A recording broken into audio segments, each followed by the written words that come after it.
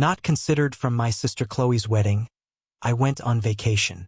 When the wedding fell apart, my whole family frantically tried to reach me. "You're overreacting. It's just a wedding," my mother Maria said. I was not invited to my own sister's wedding. Instead, I scheduled a trip. Days later, my relatives blew up my phone. I sat there staring at my screen, reading the message for the 5th time. "Hey, just wanted to let you know the guest list is finalized and we had to make some tough cuts. Hope you understand. Love you. Tough cuts. Tough cuts." I wasn't some distant cousin. I wasn't an old family acquaintance whom they hadn't seen in years. I was her brother. And my sister Chloe, the same sister I had assisted through every crisis, heartbreak, and moment of self-doubt, had just cut me out as an afterthought. I glanced at the screen, a slow pang of disbelief spreading through my chest. I nearly laughed because this had to be a mistake. I picked up the phone and called my mother Maria. She answered on the second ring, her voice upbeat. "Hey sweetheart, what's up?" I didn't bother making small talk. "I just got a message from Chloe. She says the guest list is finalized and I'm not on it." There was a pause just long enough to prove what I had previously suspected. "Oh honey," my mother Maria sighed. She always used that voice to make me feel like I was being unreasonable. "It's just a wedding. Don't make a big deal out of this. Just a wedding." I felt a hot, stinging coil in my stomach. "Are you serious?" I asked, my voice unusually calm. "Mom, I'm her brother. How am I not invited to my own sister's wedding?" She produced a tisk sound as if I were a toddler having a tantrum. "It's not personal. They had to keep the guest list small. And Mom," I cut her off. "I just saw Chloe's Instagram post. She invited 150 people." Silence, then a forced chuckle. "Well, you know how things are. Weddings are expensive. And maybe they assumed you wouldn't mind skipping this one." I felt like I had been hit in the stomach. "Wouldn't mind?" I asked. "Mom, I've been there for Chloe through it all. I helped her relocate twice. When she lost her job, we covered half of her rent. And I was the one who helped her get over her last breakup. But now I'm not good enough to be there on her special day." "Oh, stop being dramatic," my mother Maria remarked with a sigh. "It's just one day. You're overreacting." I laughed briefly and without humor. Overreacting, right? I could already predict how things would go. I would argue. My mother would shrug me off. Chloe would eventually offer a half-hearted apology. I'd be expected to forgive and forget because that is what I had always done. Not this time. Something within me cracked. If I wasn't worthy of inclusion, then fine, I would not be. I hung up without saying anything and began browsing my phone. If I wasn't planning to attend Chloe's wedding, then I was going to be somewhere much nicer. I was going on a vacation. The more I thought about it, the angrier I became. I wasn't the type of guy who got upset over trivial matters. I had previously let a lot slide. Chloe had repeatedly forgotten my birthday. She would only call me when she needed something. Our mother always wanted me to be the understanding one. Chloe managed to get away with murder. But this was an entirely new level of disdain. I wasn't going to sit around moping while my sister and the rest of the family played Happy Little Wedding without me. If I wasn't significant enough to be included, then I wasn't significant enough to be present when they needed me. I grabbed my laptop and began looking up flights. If Chloe could have the happiest day of her life, then I planned to enjoy the best week of my life. It took less than an hour to plan. I reserved all-inclusive accommodations at a 5-star resort in the Caribbean. A suite with an ocean view, spa services, and access to a private beach. I had always convinced myself that such a trip would be too pricey. Not this time. I wasn't just traveling for a holiday. I was making a statement. When the wedding weekend arrived, I was already on a plane enjoying champagne in first class. I made sure to upload a picture, legs extended out, drink in hand, with this caption: "Guess I got cut from the guest list, but I think I'll survive." The reactions were nearly immediate. Some of my cousins sent laughing emojis. My Aunt Sarah, the only rational member in the family, commented, "Good for you. Should have taken me with you." But the best reaction came from my mother Maria. She sent me 3 texts in a row. Maria asks, "Where are you? Are you seriously missing your sister's wedding over this? You're being petty." Petty? I wasn't even close to finished. I responded with a photo of the beach, complete with white sand, crystal blue ocean, and a postcard. Perfect view. Then I shut off the phone. I wasn't about to let them guilt me.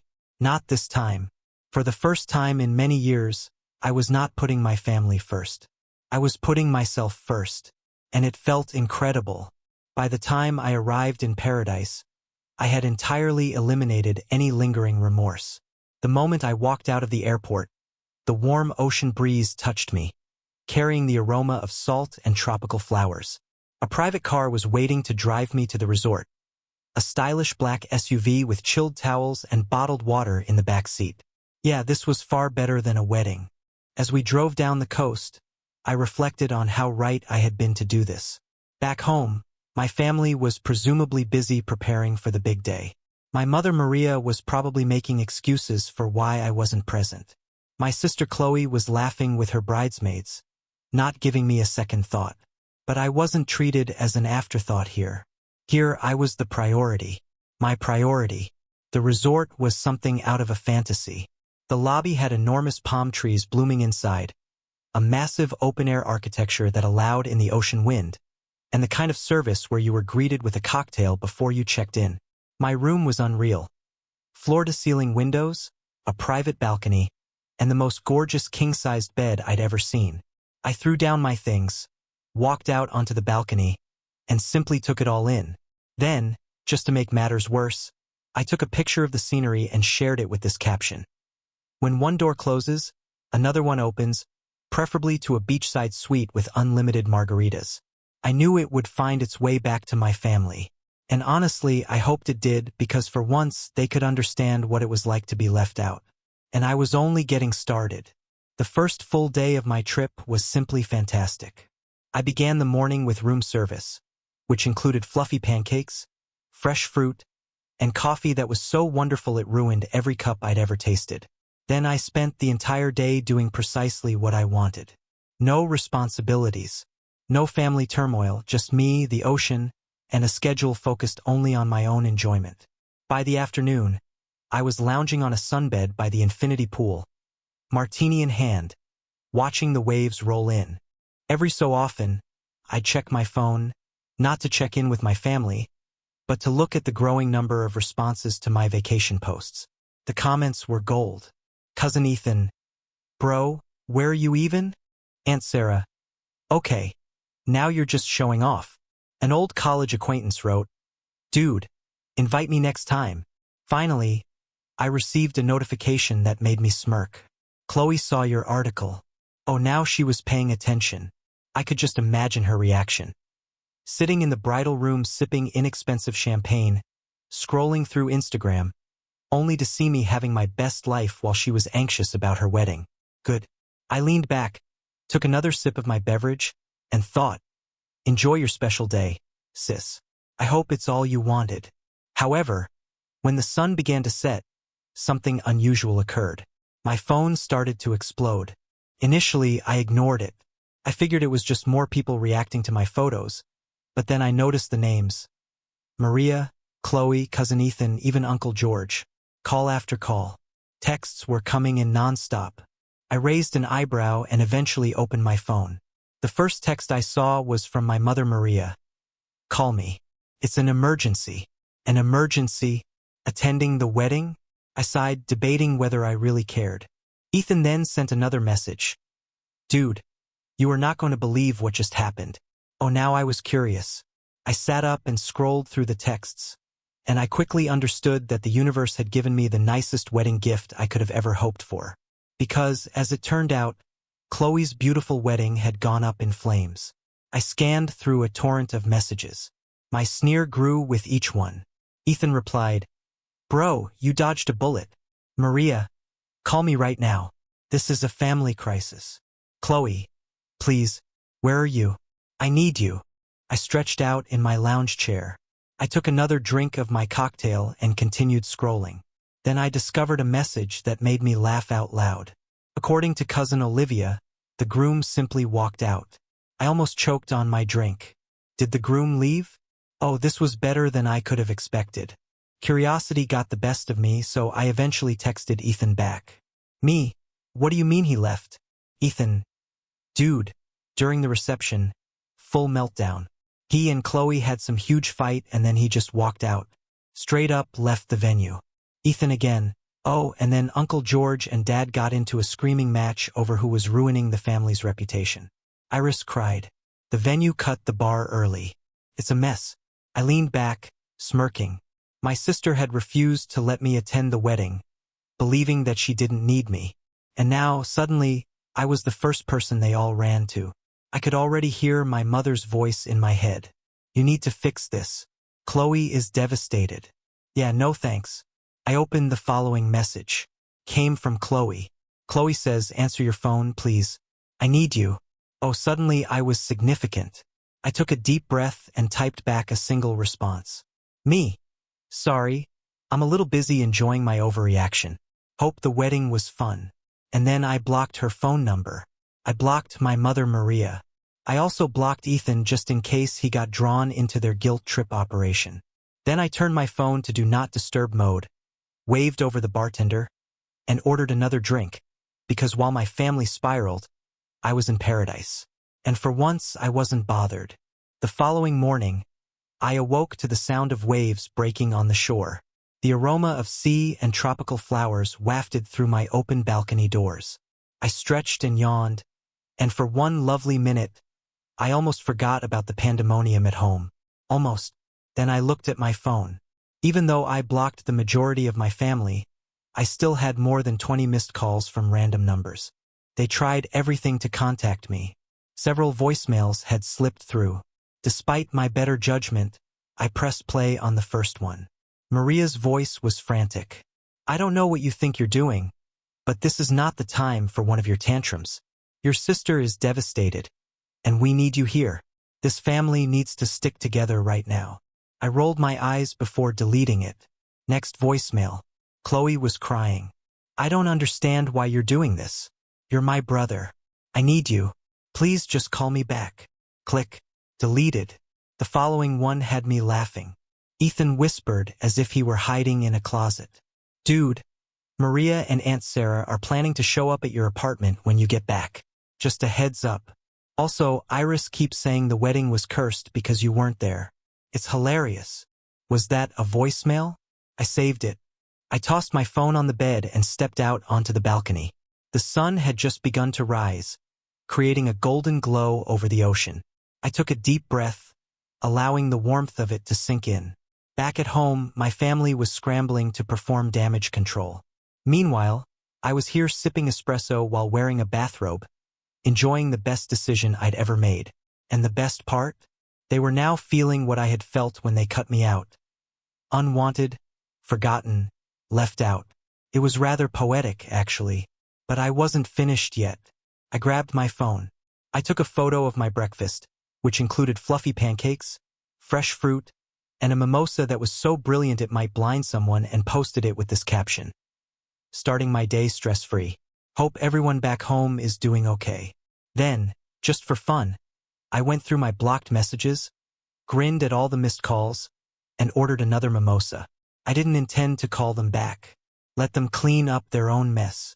I was on vacation. By midday, I was relaxing under a secluded cabana, sipping a tropical drink with an umbrella, when my phone vibrated again. This time, the message came from cousin Olivia.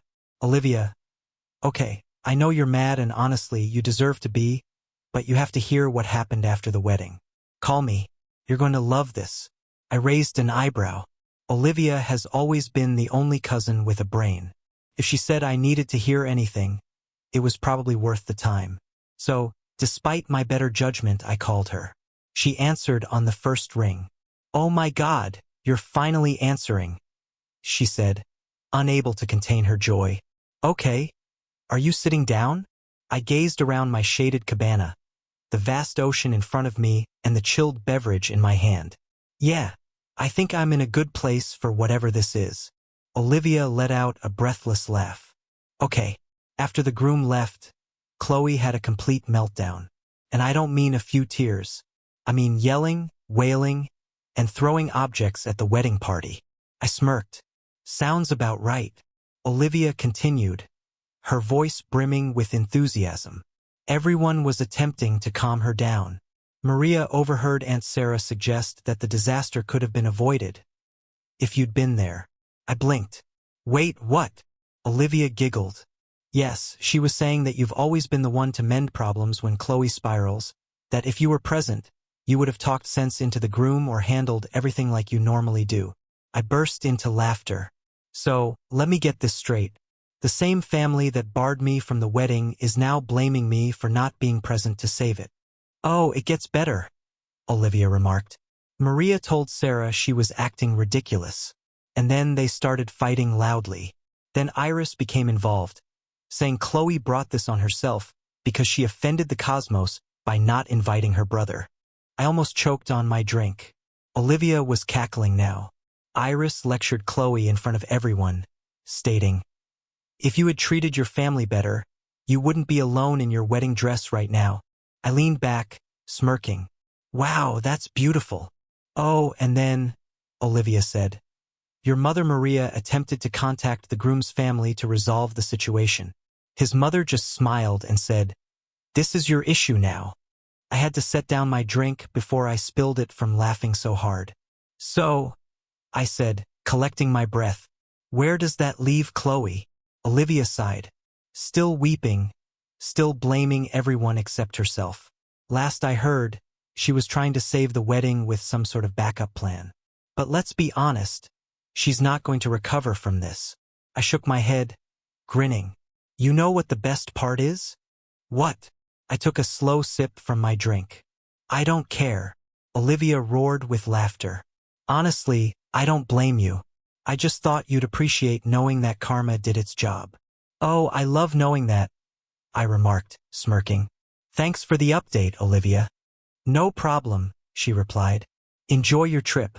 And for the record, you did the right thing. I hung up, more satisfied than I had been in years. They wanted a wedding without me. And now, thanks to their own selfishness, they had a disaster instead. I grabbed my drink and raised it to the heavens. I toasted to the best decision I'd ever made. Then I turned off my phone and relaxed back in my cabana. Let the beach air sweep away the rest of my shame. For the remainder of the day, I didn't look at my phone. Instead, I scheduled a sunset cruise, allowed the warm breeze to wash over me, and had a 5-star meal by the seaside. My family was still picking up the pieces from Chloe's wedding tragedy. I was enjoying the greatest steak I'd ever had. At some point, a notion occurred to me. Perhaps I should feel sorry for her. Then I remembered how she left me out without hesitation. Yeah, no. I took a sip from my wine. I took one last shot of the view and shared it with one caption. 0 regrets. Finally, with a contented smile, I turned off my phone again. Let them stew. I was done being their backup plan. The following morning, I awoke feeling lighter than I had in years. There was no guilt. There was no tension. There were no last-minute family emergencies that became my job to solve. Just myself, the sound of waves, and an entire day of nothing but rest. I stretched, ordered room service, and out of curiosity, I turned my phone back on. A big mistake. Within seconds, my notifications surged. Maria said, "You need to stop acting like a child and call me." Chloe's response, "I can't believe you're doing this to me. You are so selfish." My mother Maria, "This isn't funny. Chloe is heartbroken. Do you even care?" An unknown number, possibly my aunt. "We need to fix this family before it's too late." I groaned and shook my head. It was almost surprising how swiftly they moved from ignoring me to expecting me to cure everything. Then one message struck my attention. "Olivia, okay, I understand you are ignoring everyone, but please read this. Your mother Maria is trying to gather the family for a discussion when you return. Just a heads up." I almost laughed aloud. Oh, they assumed I would return as if nothing had happened. As if I'd just show up and let their guilt trip me and pretend the entire thing never occurred. Yeah, not happening. I quickly replied to Olivia. "Me, thanks for the warning, but I won't be there." Olivia says, "Wait, what do you mean?" Me, I'm extending my trip. They wanted to cut me out. Okay, I'm cutting myself off altogether. I could almost see her reaction. A combination of astonishment and amusement. A few seconds later, she responded, Olivia, okay, that's iconic. Tell me everything when you get back, whenever that is, lol.